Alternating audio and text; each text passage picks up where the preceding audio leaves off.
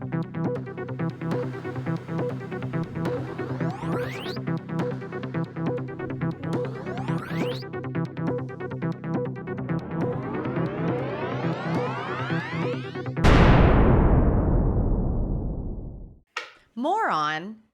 Oh.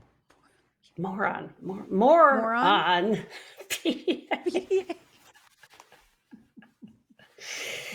Yeah, well, we should start an episode laughing as we always do. Yeah. I mean, here we are, right? Okay. I mean, we're recording, whatever.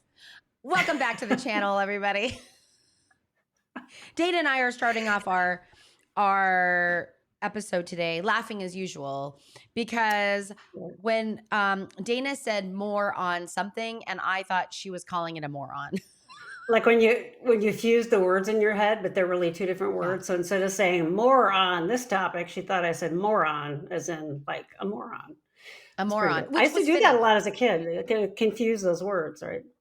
Yeah, but I mean, I thought that the confusion was fitting, don't you think? Because we were talking about PDA, so like we were. PDA, yeah. Anyway, exactly. that we're not talking about PDA though today. We're talking about good old pessimism. Pessimism. It's funny when I think about pessimism. I think of a lot of things.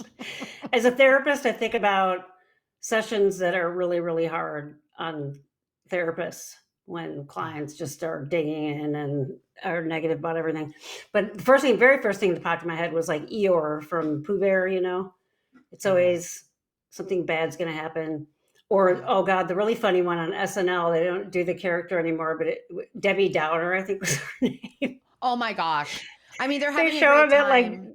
They're at Disney World having pancakes and she just finds a way to ruin everything by being down about everything. Yeah. So that pessimism, like, do you ever have people or have you yourself felt like everything is just bad and wrong and nothing good is going to happen? And right. Yeah. And I mean, pessimism. Yeah, like just this kind of perpetual hopelessness of, that nothing will ever be good or better. And, what is the difference? I mean, for some of my clients that I work with, it's like for them, it's not pessimism, it's realism. Like this is real life and that the world is very, very difficult to live in. And they really don't see any change or hope in their future because the world isn't going to change. Which I think is so difficult to be there because, as psychologists, we often help clients focus on what they can control, right? And when so many of my clients feel like they actually aren't in control of much. Yeah, especially if you're younger, if you're a kid still living under your parents' roof and that kind of stuff. I mean, we talked before about childhood. It's kind of like a form of prison where you can't really... You can control certain things, but you can't control everything. And there is a lot of research that shows people that are realistic, are people think they're depressed, but they're not. They're just seeing things more realistically. And they actually cope better than people who are optimistic because optimism is like everything is the glass is always half full. And then what happens if it doesn't work out? Whereas the realist is a little bit more ready for it. But I would see pessimism as kind of going too far the other way. But is it really pessimism when you're in a situation that really does suck, right? We sort of talk about that. Is it pessimism or are you really stuck in something bad? As you were speaking, though, I was thinking of maybe it's just the way the news portrays it, but like it being kind of inspiration porn. But you see like someone who's grown up and live in a war-torn country and they still have this sense of optimism. Like, what is going on there? Is it just that they've had to do that because it sucks so bad that they would give up all hope if they didn't have that? And then someone maybe who has a roof over their head, they're not living in a war-torn place, parents buy them things, et cetera, whatever, and they're pessimistic. Whereas you could say to the outsider, could say you have nothing to be pessimistic about. So it's an interesting idea, right? It doesn't seem to be necessarily driven by the reality of the situation. It's more driven by sort of an internal stance to the world. And it can certainly be learned if you grow up in an environment where everything is bad. Yeah. And you have no one giving you a sense of hope. Why would you? Could you just feel powerless, right? And then it can be, Yeah, I and always learned yeah. in grad school, that was like the glasses you're wearing. Are you seeing the world negatively? You know, Adler would talk about a lifestyle of seeing things negatively. And that would actually be, he would say, not in a judging way, but he would say there's a reason somebody's doing that. Like what is driving that? How does it serve them? Right. Yeah. And usually Yeah. when I work with people, or if I find myself doing it, it's because I'm trying to be prepared for the worst. Like the It's shoe is going to protective. drop. Yep. I'm going to be ready for it because I'm just going to be expecting crap. Yeah, Does it's that make sense? Yeah. protective. Yeah, and Mm-hmm, does mm-hmm. it come from a sequence or cumulative lived experience of um trying different things, keeping on trying, and it just never Mm-hmm. feels like it goes your way? You know, it never Yeah. results in like the outcome. Or I see this a lot socially in my Yeah. practice, where it's like it doesn't matter that I change my tone of voice or what I said, or I'm still perceived as rude or trite or Yeah. Yeah. um you know fill in the blank. Yeah. That's so interesting, Dana, because as you were talking, it reminded me of Viktor Frankl's like Search for Meaning book, right? Yeah. I'm Yeah. in a he's in a concentration camp, and here he is, search for, like, how do we search for meaning in the context Yeah. of this event in my life, where truly you have no control. I mean, there is no Yeah. Oh, yeah. external Yeah. control, right? So Mm-hmm. everything, it really has to do with how you might think about something. Mm-hmm. Mm-hmm. um and I guess that's just I mean, that in and of itself is a mindset. But how do Mm-hmm. you maintain that? It's pretty Well, I think remarkable. I think I've talked about, have we talked on here about Seligman's work with learned helplessness in here I'm on sure. this show before? We've been, yeah. I mean, Yeah. let's So talk it's about a, Seligman. I mean, it's just like for our classic, right? listeners, yeah, it's like this classic, so many classic studies in our Cla- field you'd never be able to right. do now because they're totally unethical. But we learned a lot from them anyway. Like, Yeah, we um, did.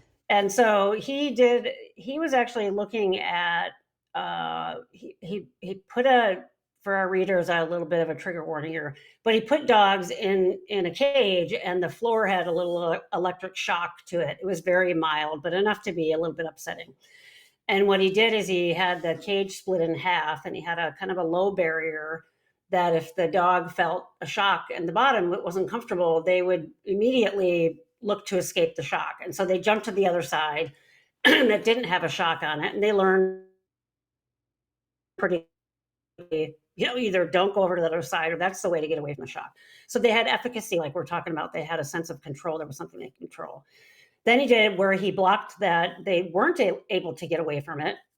And so they initially made attempts, the ones that had learned to get to the other side before made attempts to get to the other side, but they couldn't. And then they eventually gave up. And that was sort of what he was predicting, that they just sort of laid there and kind of took the shock. This was sort of in the time when there was doing a lot of classical conditioning, and like Pavlov's Yeah. making his dogs drill with the bell and that kind of stuff.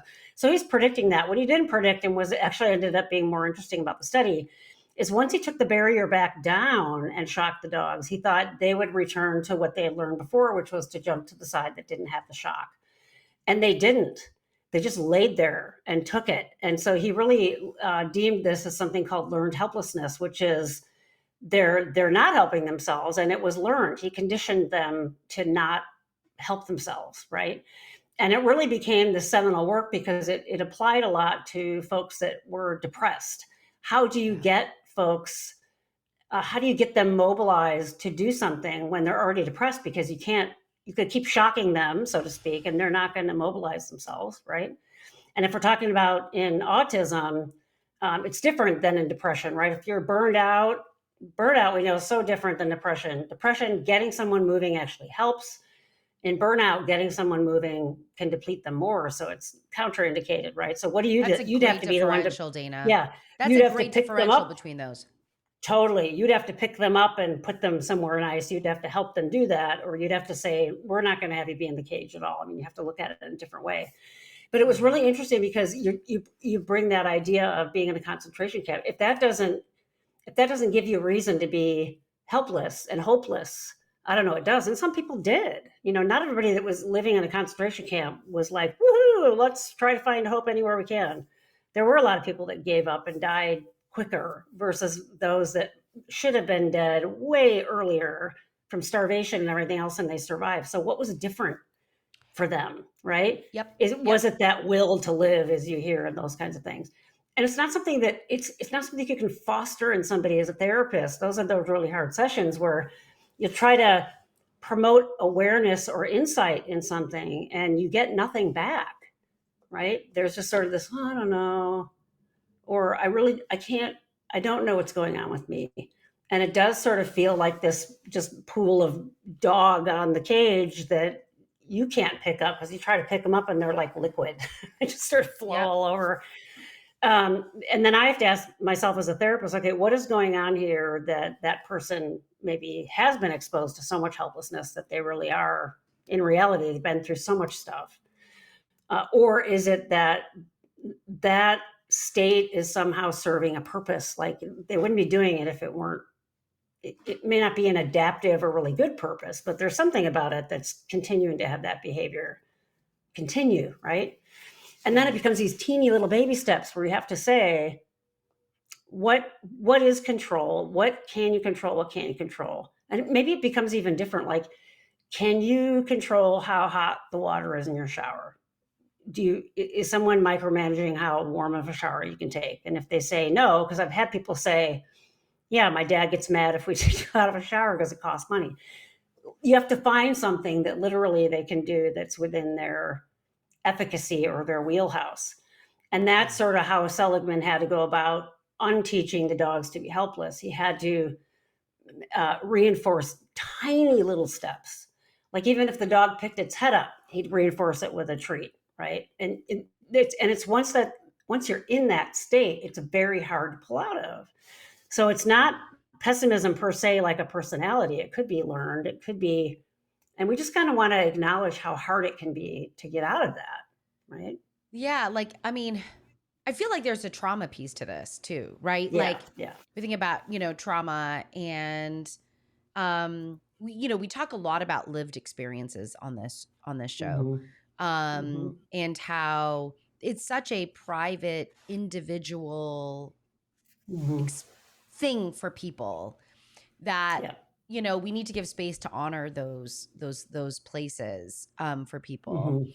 I think what's so challenging, I'll say just therapeutically, or as someone who is in this place of wanting to support people positively, right? When you're trying to support someone who is in this space of everything's bad, the world is against me, and any conversation about, even managing the temperature of water leads to an eruption.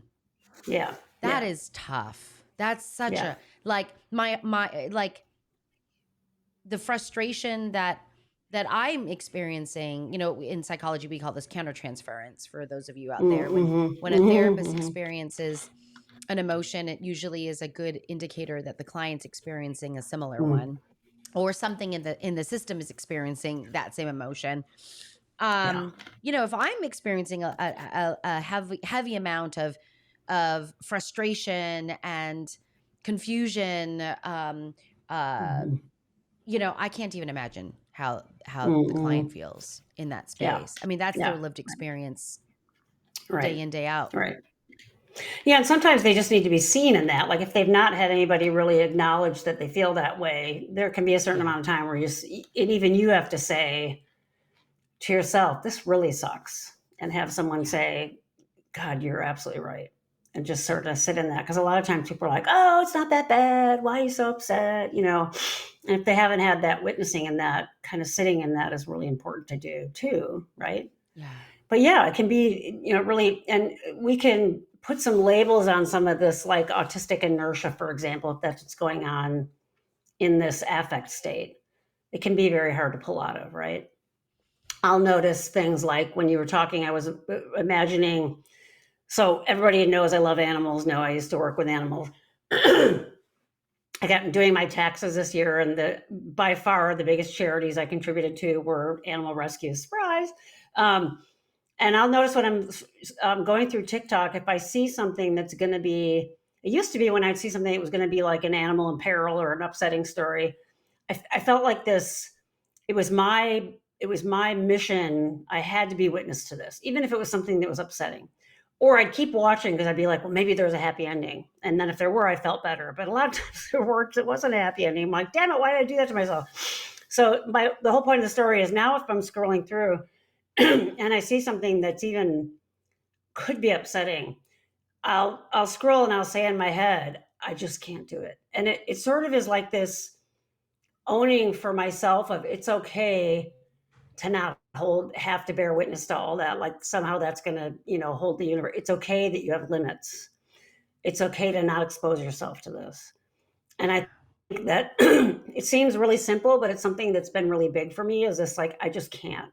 And a little part of me dies inside, like, oh, I didn't witness that poor little animal's thing, how terrible. But I have to do that to myself, like, you don't have to do it all, Dana. And I sort of imagine that that's what can be these little steps to get out from under something that feels so pessimistic about stuff, is where is your ability to say, I can't, I just can't. And for me lately, it's been reading any world news. I look at the headlines for literally like a minute. I rarely read the stories, and it's terrible that I don't know what's going on in the world, but it's so traumatizing. I have an idea, but I just can't. It's that trauma piece, like you're talking about. How much can you sort of take in? How much can you hold? And I think about younger people in the world today. Climate change is real. Things are on fire. Things are flooding. It's a mess. They can't afford to buy a house. There are some very real things going on for people on Earth right now that are awful. I mean, we can say, oh, every generation's had their version of that, but I do think there's a lot of that. So how do you frame that and know that it's so overwhelming that you can't do everything all the time, versus, okay, every time I have a Diet Coke, this damn thing is going in the recycle bin. Like every time, even if it's not comfortable, even if I have to throw it in my backpack and carry it around for 3 days, I am not putting that damn thing in the garbage can, right? That's something I can control. So it's what can you do kind of in your microcosm to get out of that place of overwhelm where things are, if it really is a terrible situation, how do you find a place of safety? And sometimes they're little teeny small things.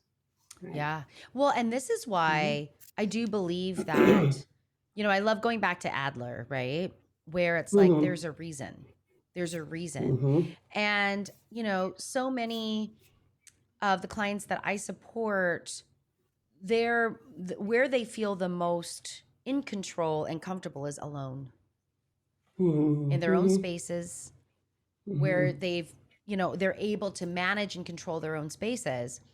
And that's not because I don't want to be social, right? Like when you really get underneath it, it's not because I don't want to be social, or, it's like the world is too much. It's too much. Yeah. And no matter what I do, no matter what I've done in the past, it always turns out the same, right? That's the perception. And that is, this is all very challenging. Like it's so difficult because, this idea of, and, in our field, this treatment resistance, for those of you that are, I hate that. I've got my air quotes up, it's really offensive. This treatment resistant. Yep.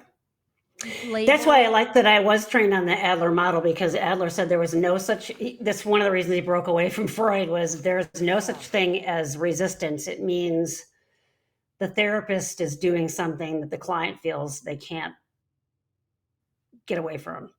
They're resisting you for a reason. And why do you need to, you're doing something wrong. In other words, the therapist is doing something wrong if they feel like they have to put up the blocks. So there's always a reason. They may not be able to articulate it. I might not be able to point it out to them, but like that scrolling thing, or like you said, with people, they need their own space.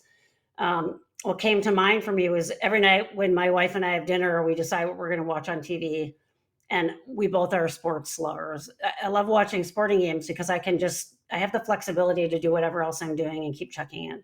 Versus if it's like a movie, it's more of a commitment, right? I want to know and what's happening and that kind of. And I'll find myself some days when my bandwidth is low, and she'll say, "Oh, you want to watch this movie?" I'm like, I can't commit to that. It sounds so silly. It's so subtle. And I'll say things like, actually, not fine, let's watch the movie together. But if I go upstairs to brush my teeth, whatever, keep watching. And now we know that that's like, it just gives me that little bit of freedom. So I don't have to be resistant and say something like, well, I don't know if I want to watch that movie or get all, So sometimes it really is that, like you said, that affect state comes up and there's like this panic, right? And I think for younger folks who are still learning how their brain operates, what do I do with that other than just panic and dig in? And finding the words in the moment is very hard. Finding the people you can trust to have time for that. My wife and I have worked on this a ton.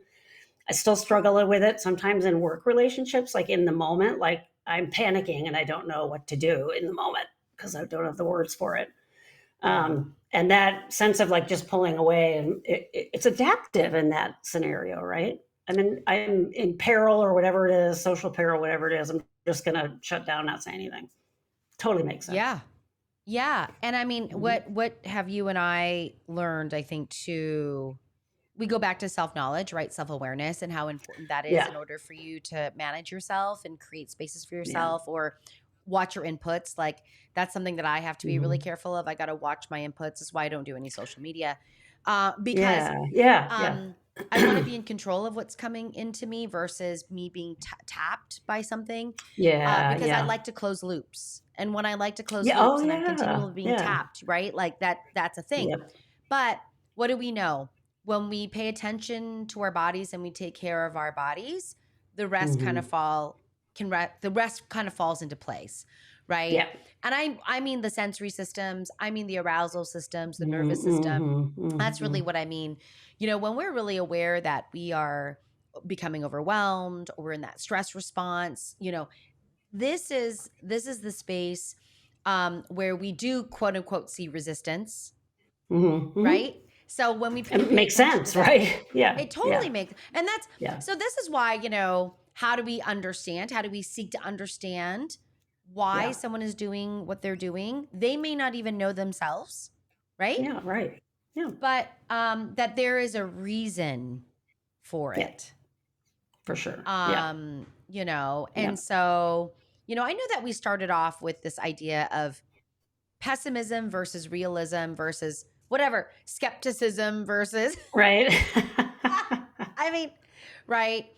And I guess, for us it's how do we encourage people to have some spaces of hope and control in their life that remain.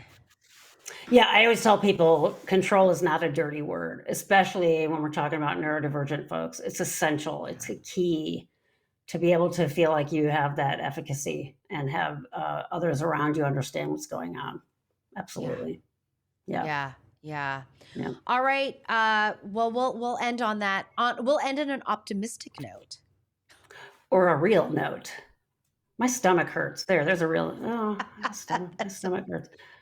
What does that mean? I don't want to talk about it. There, I did it all in a little microcosm. If you missed any of the episode, you just needed to listen to Dana's just that fast little, of the last 3 seconds. You got it. You got it all. Exactly. All right, everyone.